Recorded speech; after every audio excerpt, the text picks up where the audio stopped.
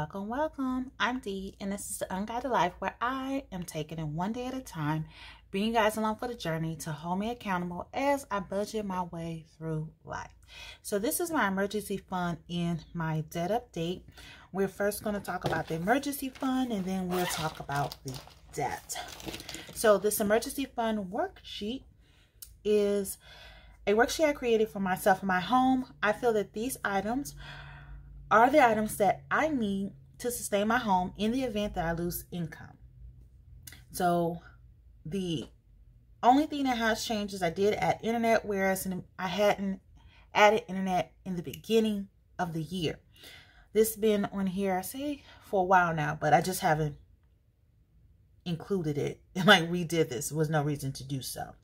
And there's certain amounts I haven't changed, and the reason was simply if I keep changing, as I change providers, as costs go up, I'll never reach a goal. So I need to have a goal set in mind and work towards that with a comfortable number that I feel is best for myself.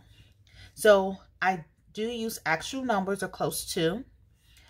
This is the monthly expenses total, $2,498.46. I take this information and I just move it to here so I have an idea of where the marker is. This is my emergency fund progress sheet. Again, another item that I created. This helps me ideally find out exactly where I'm at in the progress. So I break it down in 1 month, 3 months, and 6 months because I want to have a 6 months emergency savings fund. And I rounded up this time around, and going forward, it just makes it easier. But I'm always going to keep this actual. Okay. So the amount that is currently in the emergency savings is $4,912. Now, to be quite honest, there definitely has been some changes. This was over $5,000. I have dipped into this fund at least, I think, a total of $450. So that's why it's less. I'm not going to go in further details. Some of it was frivolous. Some of it was in emergency or important. So now we just need to work on reaching our goals. So have I reached my 1 month goal? Yes. So I just put a check and I don't need anything. Have I met my set 3 month goal? No, because I need 7,500. So I'm just going to put an X. And then what do I actually need to reach my 3 month goal now? So I just minus the 7,500. Well, I minus 4,912 from the 7,500. And I need 2,588 or $2,588. I do the same thing for the 6 months. Is 15,000. And I simply just minus the 4,912, and I need $10,088 because I haven't met that either. So there we go with our emergency fund and the progress. Like I said, it's slow, and by the end of the year, till 12/31/2021, I'll put that as my due date for my 3 month goal, and then we'll figure out what I plan to do to reach my 6 month goal when we reach the 3 month goal. So slow progress, but we're getting there. The next thing is the monthly update sheet. This update sheet is actually from Jennifer Bleacher with Life in Envelopes. I've been using this, I say, since August or September, so close to a year.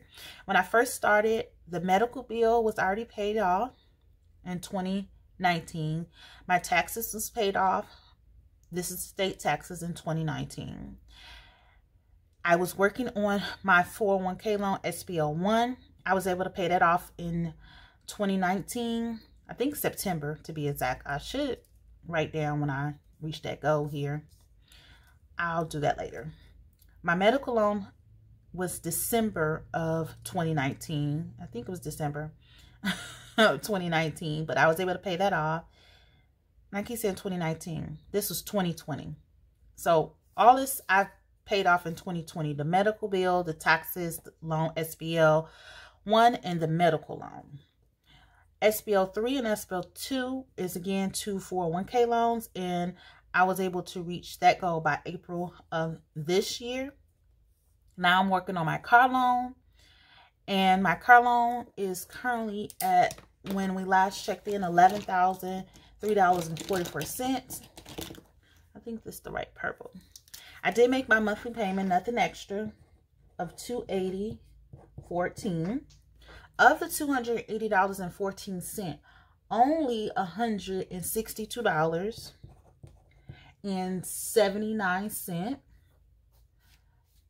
And I have my little payment sheet here. I just want to make sure 79 cents was applied to the actual principal. So that's 11,003.44 minus 162.79. So that's $10,840.65 is the ending balance. Now, student loans, we still don't know about the student loans. I'm waiting for my discharge hearing, and then from there I'll be able to apply for the payment plan that best meets my situation, and then we'll come up with the plan. So currently the debt that I'm working on and the ending balance is $10,840.65.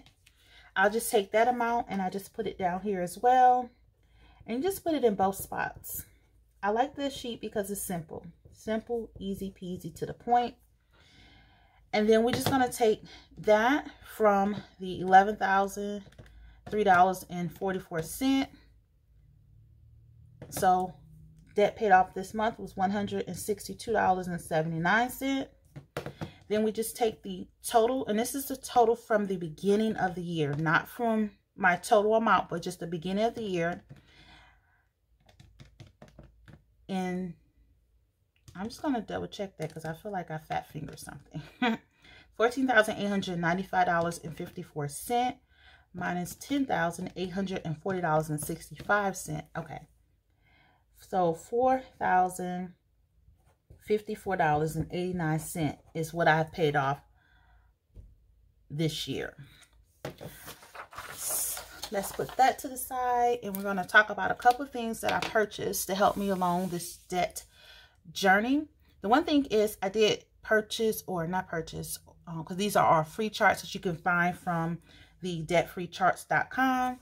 And I picked up I paid off my student loan.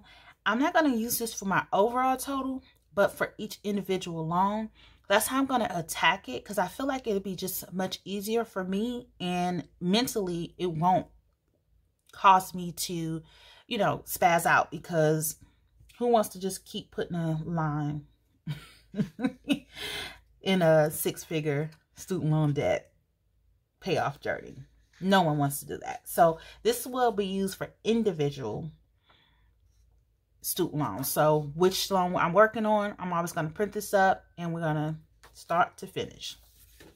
This is going to be used for the overall total. So what I'm going to do is I'm going to write down each loan number, letter, whatever is assigned to them.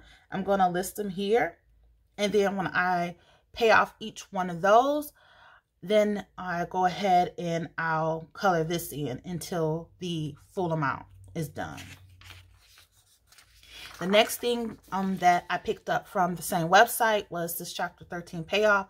I'm soon going to do my experience with me bankruptcy type of video, and I'm just going to fill this out as I'm talking. So I thought that'd be a fun tool to do when I get to the point of being able to talk further more about it. Just a heads up, I am not knowledgeable in the laws of the land of the Chapter 13. So it's all about my experience and what I went through. Now, this is for the car loan. So what I'm going to do is I'm going to use this as a tool to help me. I find that having something like this, a visual, makes it a lot more easy to pay down debt. You don't feel overwhelmed. It kind of gives you a sense of relief to see something, see your progress in a way other than just numbers, because numbers jumble up. So I'm going to fill this out shortly, and then I'll fill it up to where we at. Before doing so, I'm just going to talk a little bit more about my loan itself. Now my servicer didn't have an amortization schedule. This is what they sent me. And so you can see the contract date was March 17th, 2020. The rate at the time was 15.49. The amount that I actually financed was $12,999.56. And then the monthly payment is $280.14. One thing I wanted to note from this, because they did show me payments from the beginning, is that because the contract date of March 17th, I actually didn't start paying it off until May 7th. And because of that, I had accrued some interest, additional interest. And so that actually took the loan amount for me to a different amount. So that's why in this amortization schedule that I have here, it shows the beginning balance different than this one. And that's because I just accounted for that so I can kind of use this as a guide to where I should be at a certain point. And then I'll go through this as well shortly. So let me slide that to here. Another thing I wanted to note is that usually within the year or two, you're paying more to interest than you're paying to your principal. And because it's a front-loading interest loan. And I'm happy to say within the year, I had been able to pay more towards principal, or the principal and interest is kind of like neck and neck, because I actually start making an extra payment. And how that happened was I was making payments every 28th day. And when that happened, that allowed for one of the payments to roll into additional payment for the year itself. I'm actually 2 months ahead of time because I paid on, I think it was July 1st. And it said my next payment is not due to September 22nd. So I'm happy that it has me so far ahead of the game, because it lets me know that I'm paying more towards the actual principal than I am towards the interest. And we can kind of look at this. So the first payment was $300. The amount to interest, look how much went to interest. That's how much I had actually accrued before making the payment. And so that amount only went to the principal. Then the next month, you can see now I'm making my regular payments. And as I'm making my regular payments, additionally what's happening is that there's a rate change. So with this particular loan servicer, if you, every third payment you make, your interest is reduced a 0.25%. And if you set up for auto pay, is it auto pay? Yeah, auto pay, then it is reduced another 0.25%. So you can get up to 0.5% off just by doing those two things. I do not do the auto pay. I just pay my bill. So I'm getting the 0.25%. So in July, because I have made 3 payments, the rate had changed. Also, you can see where you can, the way that I was paying, like I'm paid on the 4th and I turned around and paid on the 18th. And more went to principal than to interest. And then it happens again where more's going to principal than interest around November. And then it flopped again because the days between was more. So I have to be very mindful of when I do that. And I'm honestly going to stop doing that. Like, I'm just going to keep on with that regardless of how I set everything back up. But as you can see, I got back on track in February. So my payments, every payment I made thus far has been going towards my principal. And I put a whopping $162.79 versus $117.35 to the interest. So this tells you the total interest. And I'm not sure what the balance interest is. I just have to look through that. It's probably like written here what that is. But if not, I'll just ask them. And then it just breaks down. It looks like the interest actually I paid. Okay, that's what it is. So the interest secured was $2,402.41. I only paid $2,343.19, and that leaves a balance interest of $59.22. I wonder if that's due to the fact that it still hasn't applied all the payments when I pull this up, but I don't think that. I'm just going to ask them why this is doing this right here, just to double check, make sure they ain't trying to, you know, get me. So let's go back to this sheet here. And this is like the amortization schedule I created. So this shows the first year. And so I'm starting from 5/20/20. So this shows all the way up until April of 2021 should be. So May, June, July, August, September, October, November, December, January, February, March, April, right? So this is going to be April 2021, okay? So I'm going to just take my little green highlighter, and we're just gonna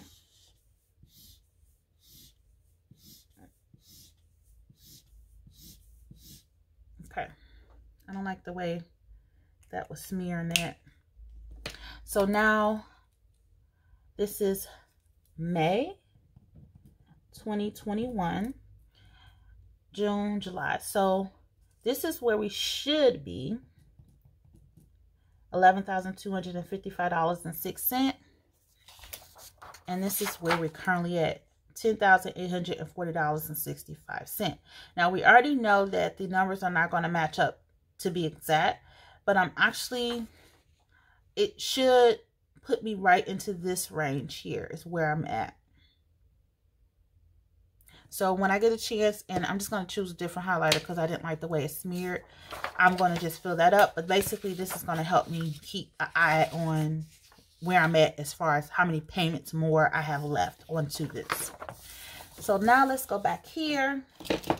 And the first thing we're going to do, we're going to take our Sharpie. And I actually rounded this up. Instead of doing the $12,999.56, we're going to do $13,000. And then I'm going to do something up here. I got some stickers I can just put there to help me out. And then what I took is the 13,000 and I just divided it by 50, and it gave me 260. So we're going to do, I'm just going to use the pencil. So we know this is going, we're starting off at 0, and this is going to be 260. I'm just going to fill all of this up until it's done. Of course, it's going to be sped up because who wants to watch this, but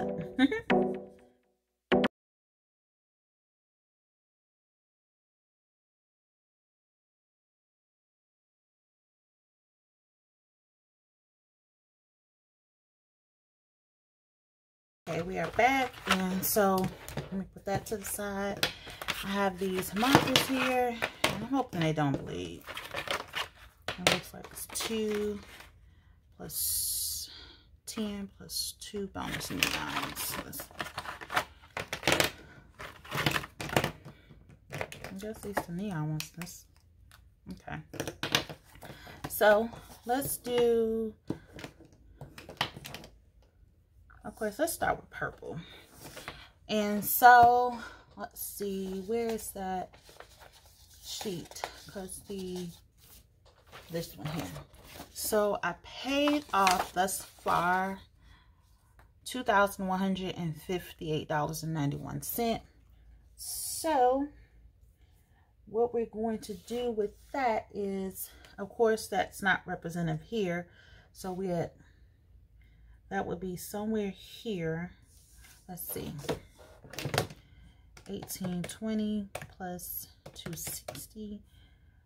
So that would be somewhere right here. So we're just gonna color up to this line here, to the 2080 line.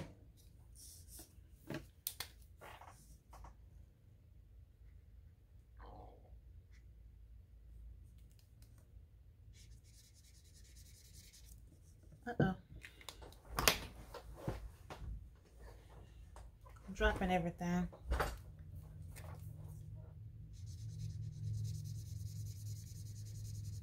Try to stay in the lines, but we already know I don't stay in the lines. I be trying to.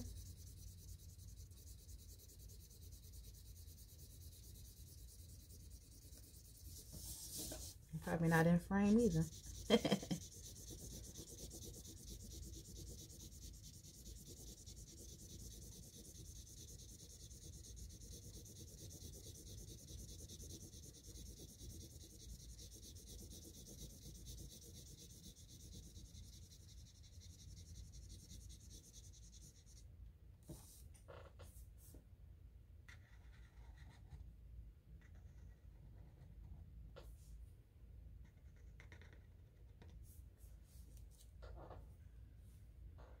All right, and then what I'm gonna do is I'm actually going to take and extend this line here and then put the actual date. So this is actually going to be 7/21/2020.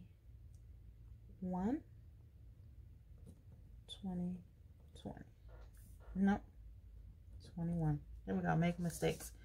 So that's how it looks right here. So that looks totally like I'm making good progress.